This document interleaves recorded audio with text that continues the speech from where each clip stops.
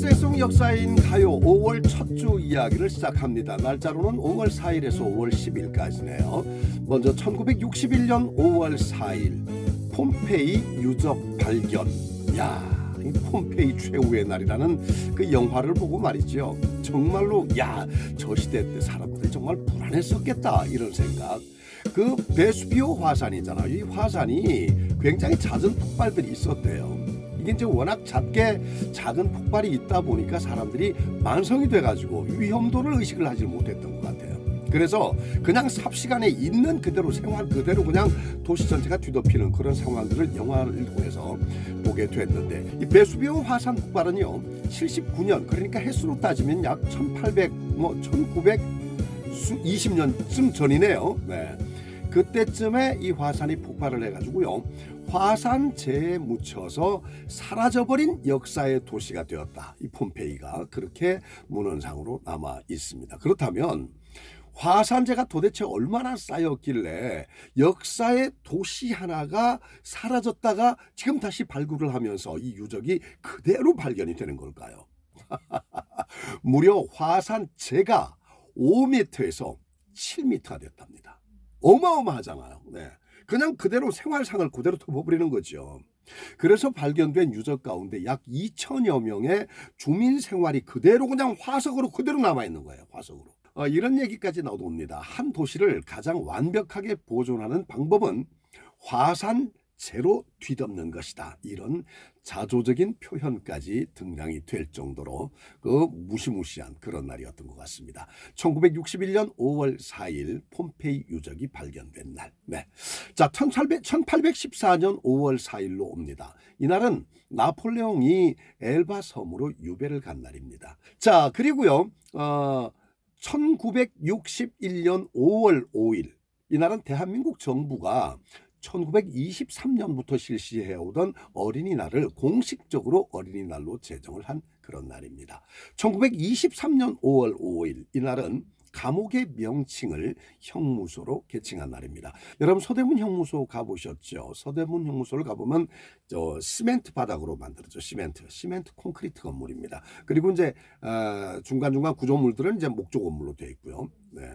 이렇게 시멘트와 목조 혼용 건물로 이렇게 만들어져 있는데, 이런 서대문 형무소를 딱 생각을 하면 옛날 감옥에서 이런 형무소로 바뀌었구나, 그리고 이름도 감옥에서 형무소가 됐구나, 이렇게 생각을 하시면 아마 이해가 빠르실 걸로 생각이 됩니다. 아무튼 뭐 알아둘 필요가 있나 이거.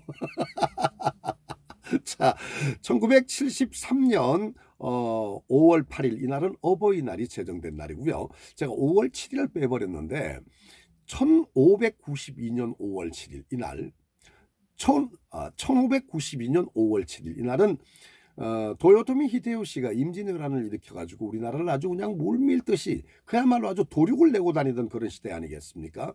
그런 시절에 그래도 신락 같은 희망을 안겨준 옥포해전이 대승을 거두었던 바로 그런 날입니다. 임진왜란 최초로 대승을 거두어서 국민들에게, 우리 백성들에게 요만한 손가락만한 그런 희망을 그래도 전했었던 그런 날, 옥포해전 기념일이 되겠습니다.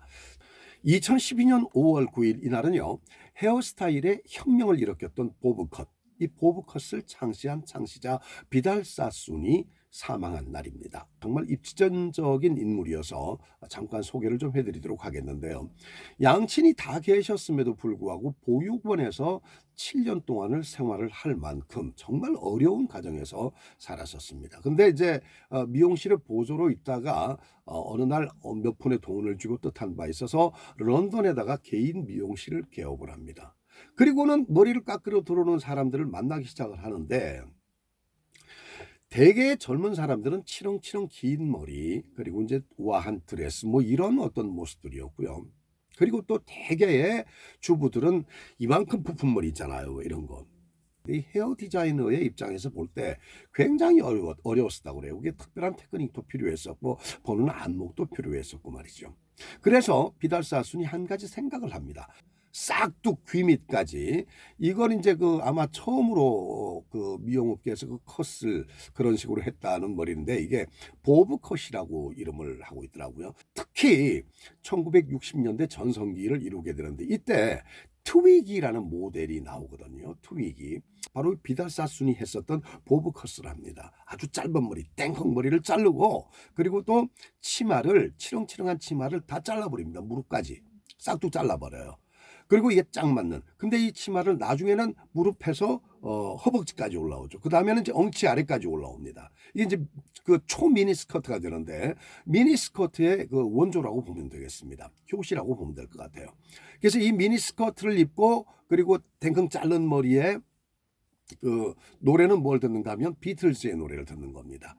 그런 모습의 여자였다면 그때 당시에 최고로 우아하고 세련되고 깜찍한 거울로 인정을 받았다는 그런 이야기입니다. 그러니까 이 1960년대에 비달사순, 트위기 그리고 비틀즈 이 세 문화계 인사들이 합쳐지면서 얼마나 일대 그 광풍이 몰아쳤는지 바로 그 모습이 현재까지도 전해 내려오고 있는 겁니다. 미용업계에 이들이 지금까지도 우리들의 또는 그들의 감각마저 지배를 하고 있다. 우리는 지배를 받고 있다. 문화적으로 뭐 이렇게 해도 과히 틀린 말은 아닐 거라고 생각이 됩니다. 자, 1994년 5월 9일 이날은 넬슨 만델라가 남아공 최초로 흑인 대통령으로 선출이 된 날입니다. 1947년 5월 10일 제1회 전국 자전차 경기 대회가 열렸네요. 해방 이후네요. 1947년이면. 그런데 이 자전거 경기 대회가 굉장히 그 자부심 가운데 치루어졌다. 왜냐하면 사실 자전거 하면 여러분 엄복동이라는 사람을 빼놓고는 이야기를 할 수가 없거든요. 엄복동이 계속해서 연전연승을 거두고 자전거로 이미 일본의 어떤 체육계를 완전히 눌러버렸기 때문에 해방 이후에 자전차 경기 대회를 갖는다는 것 자체가 굉장히 우월감을 가지고 이 경기를 개최했었다. 이렇게 생각을 하시면 될 것 같습니다. 자전거가 처음 왔을 때 가막군 없는 스스로 가는 수레다 뭐 이래가지고 자행거라고 얘기를 했다고 그래요. 자행거. 엄복동은 1913년 4월에 전 조선 자전차 경기 대회에 나서서 고물 자동차를 털레털레 끌고 나와서 1등을 합니다. 그래서 조선 총독부의 이름이 오르락내리락 하죠. 누구야? 그 사람 누구입니까? 뭐 이렇게 됐겠죠. 그래서 엄복동이라는 사람인데 그 평택의 일미상회라는 자전거 그 상회의 점원입니다. 점원인데 점원 따위가 어떻게 이길 수가 있어? 아닙니다. 그 친구가 점원인데 서울에서 평택까지 뭐 64점 몇 킬로인가 매일을 그 자전거 고물 자전거를 타고 다닌대요. 그날도 그 자전거를 끌고 나와서 1등한 거래요. 그래? 이제 화가 난 거예요. 그 다음에 또 대회를 개최했는데 또 엄복동이가 우승을 해버려. 그래갖고 일본이 이건 도저히 우리가 정말 묵과할 수가 없는 일이다. 이건 이 조선 민족들이 지금 이 완전히 뭐랄까 그 사기가 아주 끝까지 쭉쭉쭉 올라오고 있는데 이 기세등등함을 빨리 꺾어야 된다 우리가. 그래가지고 일본에서 유명한 이 사이클 선수죠. 그러니까 선수를 데리고 왔는데 그마저도 엄복동이 이겨버립니다. 정말 일본 입장에서는 할 말이 없는 거죠. 단지 그냥 정말 약이 아주 하늘 끝까지 올랐다는 거. 네. 그래서 일본에서 정말 중요한 경기를 하나 준비를 하지 않습니까? 당연히 엄복동 출연을 합니다. 자, 근데 그게 그 엄복동이라는 제목의 영화에서도 그 장면이 소개가 됐는지 모르겠습니다만은 제가 조선 총독부의 자존심을 건 이 한판 승부 그 경기를 기사화한 기사를 제가 그대로 소개를 좀 해드리도록 하겠습니다. 먼저 당시의 기사를 잠시 좀 스케치를 하도록 하겠습니다. 그 8명의 선수가 다 떨어져 나가고 결국에는 엄복동 선수, 그 다음에 일본 선수 1대1 상황입니다. 여기서 한 가지. 엄복동 선수가 마지막 한 바퀴를 남겨두고는 엉덩이를 들었다 그래요. 엉덩이를 치켜 들어 올리면 전 조선인들이 그 경기를 보면서 응원을 했다는 겁니다. 올라간다 이렇게 응원을 했답니다. 그러면 그게 맞춰서 엄복동 선수는 발로 페달을 꽉꽉 밟았다는 겁니다. 올라간다 이렇게 했겠죠. 네, 상상입니다. 네. 아무튼 그 응원 소리와 함께 온 관중들이 다 자리에서 일어나서 올라간다 올라간다 올라간다를 연호하면서 엄복동 선수는 그야말로 마지막 스퍼트 계속 질주를 해나가는데 일본 선수가 또 뒤처지는 겁니다. 무려 서너 바퀴가 뒤처진 상태에서도 또 뒤처지는 거예요. 이제 마지막 결승전입니다. 들어가려고 하는 그 찰나에 바로 일본 경기 진행을 맡고 있던 관료가 뛰어내려오면서 경기 종료를 선언해버립니다. 이게 도대체 무슨 말입니까? 말도 안 되는 이야기죠. 그래서 엄복동 선수가 자 여기 한번 볼까요? 기사를. 이것은 꼭 협잡으로 내게 1등을 안이 주려고 하는 교활한 수단이라 하면서 엄복동 선수가 화가 나서 뛰어나가지고 우승기를 들고 꺾어버립니다. 부셔버리고 날려버립니다. 그러니까 정말 엄복동 선수는 화를 제대로 분출을 한 거죠. 본부석에다가 화를 분출을 한 거죠. 그러니까 일본 관원들이 와가지고 저걸 합니다. 이 구타를 합니다. 구타를 하는데 몇 명이 모여서서 엄복동 선수 하나를 구타를 하니까 엄복동 선수가 뭐 피가 터지고 살이 터지고 완전히 피로 범벅이 되고 쓰러졌답니다. 관객석에서 보고 있다가 나중에는 이제 화가 난 거예요. 엄복동이 죽는다. 엄복동이 맞아 죽는다. 누군가가 그런 말을 했었다고 그래요. 근데 그 말이 촉진제가 돼가지고 다 같이 관객석에서 뛰어내려온 겁니다. 난리가 난 거죠. 난리가. 자, 기사 다시 보도록 하겠습니다. 욕하는 자, 돌 던지는 자, 꾸짖는 자 등 분개한 행동은 잠옷 위험한 지경에 이르렀으나 다행히 경관의 진압으로 군중은 헤쳐지고 대회는 마침내 중지가 되고 말았는데 자세한 전말은 추후 보도하겠으나 우선 이것만 보도하노라. 1920년 5월 3일자 기사를 제가 그대로 전했습니다. 자, 기사의 표현이 이렇게 되어 있습니다. 그리고 결과도 나오질 않았습니다. 자세한 전말은 추후 보도하겠으나 우선은 이것만 보도하노라 라고 보도의 말미가 되어 있습니다. 이렇게 해서 보도가 됐다는 이야기는 기자들이 보고 이 상황은 빨리 타전을 해야 되겠다고 생각을 했던 거예요. 그래서 기자의 눈으로 바라본 현장을 그대로 스케치를 해가지고 호혜로 바로 뿌렸다는 그런 이야기가 되겠습니다. 그 상황이 여러분 어떻게 좀 머리로 좀 그려지죠. 네. 제가 이제 이렇게 이야기를 드렸으니까 저는 지금 그 자료를 보고 이야기를 만들어서 이야기를 하는데 엄복동이라는 영화를 이제 한번 보긴 봐야 되겠습니다. 어떻게 표현이 되어 있는지 모르겠습니다만 네, 저는 이렇게 이야기로 여러분께 상황을 표현을 해드렸습니다. 물론 그 기사를 중심으로 해서. 아무튼 이렇게 해서 자전거 하면은 우리나라가 굉장히 민족적인 어떤 자긍심과 자부심을 가지고 1947년도에 그 대회를 치르지 않았나 그런 생각이 듭니다. 여러분 그 옛날 자전거 혹시 기억나세요? 어떻게 생겼는지? 꼭 경북 상주 쪽으로 가면은요 상주 자전거 박물관이 있습니다. 그쪽을 꼭 한번 둘러보시고 무료 대여도 한다 그러니까 데이트 코스로도 좋으네요. 또 특히 경북 상주하면 청정 지역으로 유명하잖아요. 쭉 한번 둘러보시고 좋은 공기도 쐬고요. 그리고 제가 오늘 얘기 전해드렸던 이런 이야기들을 자제분들에게 이야기를 전하면서 그때 아마 이런 자전거를 탔을래나 뭐 이렇게 이야기해 주는 것도 굉장히 산교육이 되지 않겠습니까? 그런 좋은 봄날이 되기를 기대하겠습니다. 자, 그리고 1948년 5월 10일 이날은 남한 단독으로 최초의 국회의원 선거를 실시한 그런 날입니다.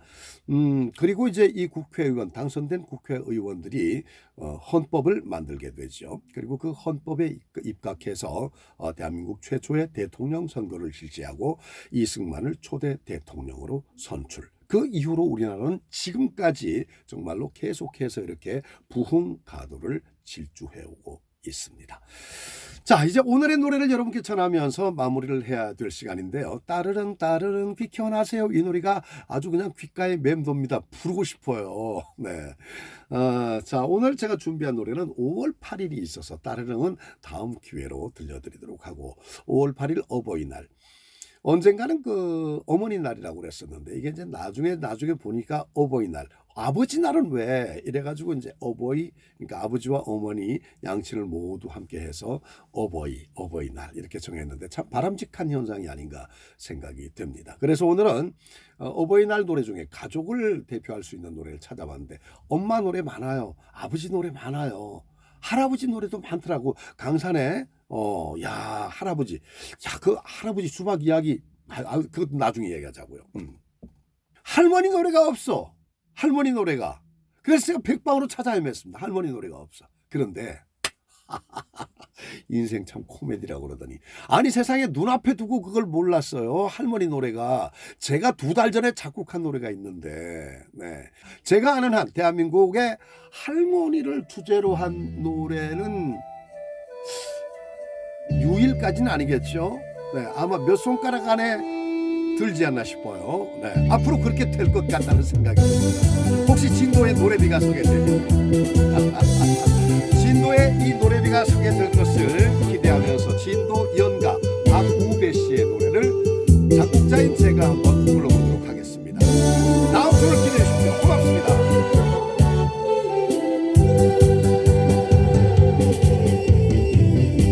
그리운 진도 전설의 고향 회복을 하시나요?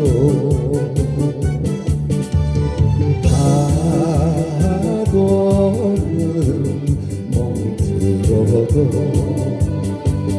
다시 가슴 만져 주었소.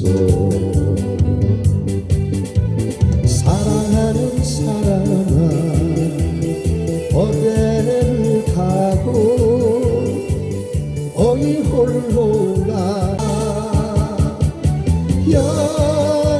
열어주소 바닷길을 목매인 그 한마디가 참 잘 산 끝자락에 울려 퍼질 때 무지개 떠 있네.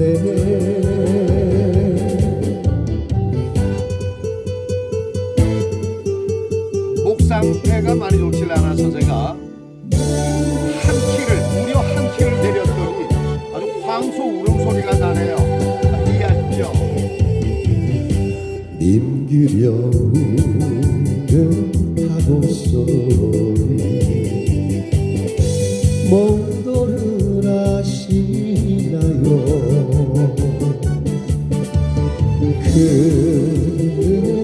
그님의 고운보에 하롱대는 황금빛 바다 사랑하는 사람아 어디를 가고 어이 홀로나 망하는가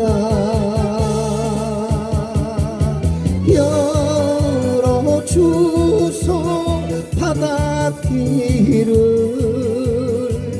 목매인 그 한마디가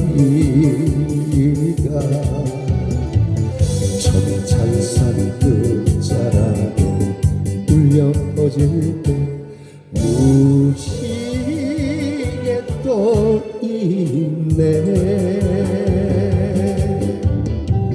참 잘 산 끝자락에 울려 퍼질 때 무지개 떠 있네.